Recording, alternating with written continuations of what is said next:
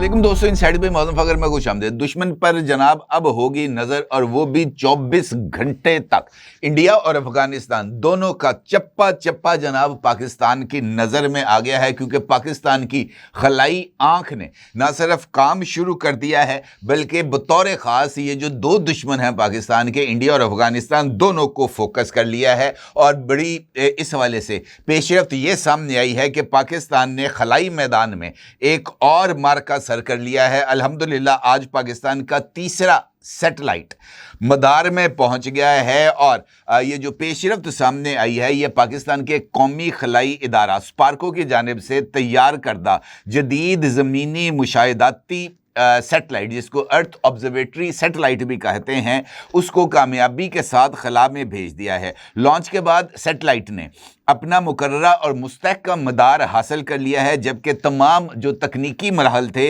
वो भी बखैर खूबी अंजाम पाए हैं। ये सैटेलाइट बुनियादी तौर पर रिमोट सेंसिंग प्लेटफॉर्म है जो ज़मीन की सतह से मुतल्लिक हाई क्वालिटी इमेजेस और डेटा फराहम करेगा। हुकाम के मुताबिक इस डेटा को ज़रई मनसूबाबंदी, माहौलियाती निगरानी, शहरी फलाह, इंफ्रास्ट्रक्चर डेवलपमेंट, कुदरती आफात और इसके साथ साथ वो तमाम ममालिक जो पाकिस्तान के लिए ख़तरा बन सकते हैं, वहाँ पर होने वाली जो डेवलपमेंट्स हैं, ख़ास तौर पर उनके वेक्टर्स के हवाले से जो कि फ़ौजी मकासद के लिए इस्तेमाल हो सकते हैं, वो भी अब पाकिस्तान की नज़र में आ जाएंगे। इस सैटेलाइट को चीन के स्मार्ट ड्रैगन 3 रॉकेट के ज़रिए समंदर में कायम प्लेटफॉर्म से रवाना किया गया है और समुद्री लॉन्च के ये मनाजर आप इस वक्त अपनी स्क्रीन पर भी देख सकते हैं। ये प्लेटफॉर्म यंगजियान के करीब साउथ चाइना सी में मौजूद था और इस मिशन में मजमूई तौर पर 7 सैटेलाइट्स को मदार में भेजा गया है।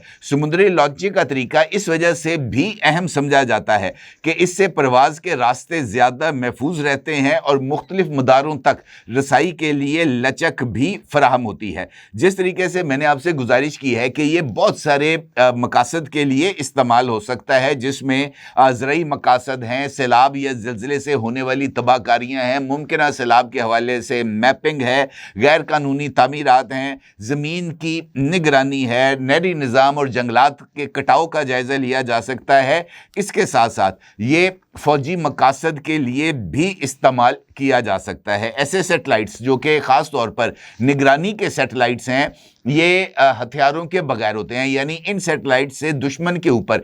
खला से वार नहीं किया जा सकता, मगर वो सूरत हाल की हाई रेजोल्यूशन इमेजेस 24/7 ज़मीन पर मौजूद अपने जो मराकज़ हैं वहाँ तक भिजवाते रहते हैं। दिफाई मकासद के लिए इस सैटेलाइट की मदद से सरहदी इलाकों में होने वाली नई तामीरात या नकलो हरकत, इसको रिकॉर्ड किया जा सकता है। वक्त के साथ साथ होने वाली जो तब्दीलियां हैं दुश्मन के इलाके में, उसके ऊपर भी नज़र रखी जा सकती है। रास्तों, जोग्राफियों और रुकावटों को ज़्यादा बेहतर अंदाज से समझा जा सकता है और दुनिया भर में सिविलियन सैटेलाइट्स को डुअल यूज़ समझा जाता है। और इसके साथ साथ इम्पॉर्टेंट बात यह है कि पाकिस्तान के खलाई सफ़र का ये एक अगला मरहला है। पाकिस्तान के इस वक्त तक, जिस तरह मैंने आपसे गुजारिश की है, कि 3 सैटेलाइट्स मदार में जा चुके हैं और ये जो 2 सैटेलाइट्स थे वो साल 2025 में पाकिस्तान की तरफ से मदार में भेजे गए थे और 2025 में भेजे बने 2 जो सैटेलाइट्स थे उनमें से एक अर्थ ऑब्जर्वेटरी सैटेलाइट्स था और जबकि दूसरा हाइपर स्पेक्ट्रल सैटेलाइट था। और ये बुनियादी तौर पर ज़मीन में जो मादनियात हैं उसकी मौजूदगी की शनाख्त के लिए बहुत ज़्यादा अहमियत का हामिल है, क्योंकि ये जो हाईली स्पेक्ट्रम सैटेलाइट है ये ज़मीन पर मौजूद मुख्तलिफ स्पेक्ट्रस की तस्वीर बनाता है और उसके नतीजे में जो साइंसदान हैं वो इस बात का, या अर्जियाती जो माहिरीन हैं वो इस बात का जायज़ा लेते हैं कि पाकिस्तान के कौन से एरिया के अंदर मादनियात, ख़ास तौर पर रेयर अर्थ मिनरल्स मौजूद हैं और फिर उनकी तलाश के लिए ये जो काम है वो किया जाता है। अगर आपको याद हो तो हालिया दिनों में पाकिस्तान की तरफ से रेयर अर्थ मिनरल्स की मौजूदगी के हवाले से 2-3 सर्वेज सामने आए थे, जिसकी बुनियाद पर ये पाकिस्तान की तरफ से और कुछ इंटरनेशनल जो सर्वेयर्स हैं उन्होंने इस बात की جو یقین دہانی کرائی گئی تھی کہ پاکستان میں موجود ریئر ارتھ منرلز کا جو مجموعی والیوم ہے وہ تقریباً $60 ٹریلین ہے، اور پاکستان کے یہ ہائپر اسپیکٹرل سیٹلائٹ کی مدد سے حاصل ہونے والے امیجز نے بھی ان تمام اندازوں کی توثیق کی تھی، جس کی مدد سے پاکستان اب انٹرنیشنل مارکیٹ میں یہ جو ریئر ارتھ ایلیمنٹس ہیں ان کو ایکسپلور کرنے کے لیے جو سرمایہ کار ہیں ان کو پاکستان کی طرف راغب کر رہا ہے. ان کو یہ جو ہائپر اسپیکٹرل سیٹلائٹ سے حاصل ہونے والے امیجز اور اس کے ساتھ ساتھ یہ جو ارضیاتی سرویز ہیں یہ دکھائے جاتے ہیں، اور پھر ان کی بنیاد کے اوپر پاکستان اپنے یہ جو ارتھ منرلز کے ریزروائرز ہیں ان کی مارکیٹنگ کر رہا ہے، اور یہ پاکستان کے حوالے سے بڑی ہی امپورٹنٹ ڈیولپمنٹ ہے. اسی طریقے سے ارتھ آبزرویٹری 1 جو سیٹلائٹ پاکستان نے 2025 میں لانچ کیا تھا، وہ بھی بنیادی طور پر پاکستان کے لیے ہائی جو ریزولوشن امیجز ہیں وہ فراہم کرتا تھا. البتہ یہ جو EO1 تھا اس کے اندر یہ ایک سکم موجود تھا کہ وہ دھند یا بادلوں کے ذریعے، اگر بادل موجود ہوں پاکستان کے اوپر یا انڈیا کے اوپر یا افغانستان کے اوپر، تو ایسے موقع پر وہ ہائی ریزولوشن امیجز نہیں بھیج سکتا تھا. جبکہ یہ جو دوسرا سیٹلائٹ پاکستان نے الحمدللہ آج لانچ کیا ہے چائنیز سی سے،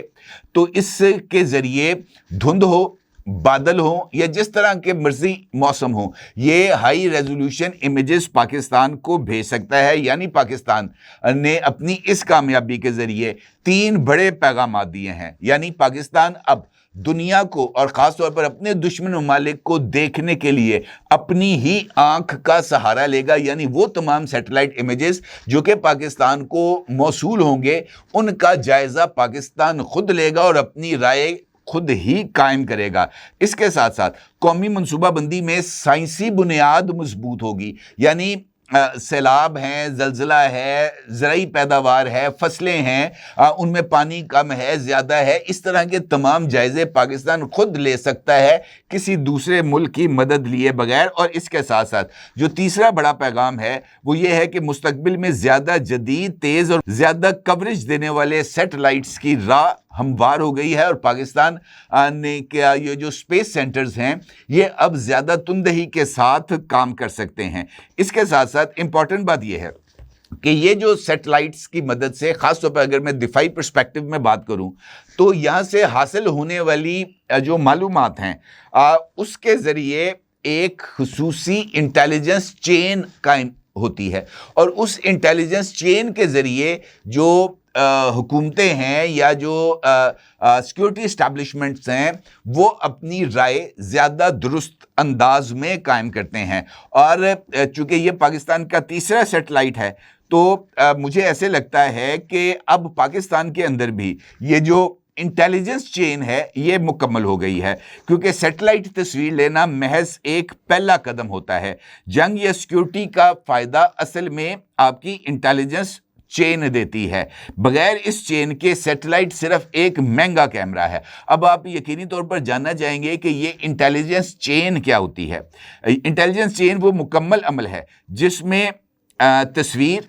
ڈیٹا، تجزیہ، فیصلہ اور ایکشن، یہ تمام چیزیں مربوط ہو جاتی ہیں. کیونکہ تصویر کے بغیر ڈیٹا کلیکٹ نہیں ہوتا، پھر ڈیٹا کا انالیسس نہیں ہوتا، پھر ڈیسیژن میکنگ نہیں ہوتی، اور پھر ایکشن نہیں ہوتا. لہٰذا جب تک یہ چین کے تمام کمپوننٹس مکمل نہ ہو جائیں تو اس وقت تک یہ انٹیلیجنس چین مکمل نہیں ہوتی. اس کا مطلب یہ ہے کہ پاکستان نے سیٹلائٹ کے ذریعے امیجز کے ذریعے ڈیٹا کلیکشن، پھر اس ڈیٹا کا انالیسس، اس انالیسس کی بنیاد پر ڈیسیژن میکنگ، اور پھر اس ڈیسیژن کی بنیاد پر ایکشن کے حوالے سے جو تمام مراحل ہیں اس کو مربوط انداز میں مکمل کر لیا ہے. ڈیٹا حاصل کرنے کے لیے یہ جو ارتھ آبزرویٹری سیٹلائٹس ہیں یہ جس بھی علاقے سے گزرتا ہے وہاں کی تصویر لیتا ہے، تصویر لے کر ڈیٹا گراؤنڈ سٹیشن کو بھیجتا ہے، اور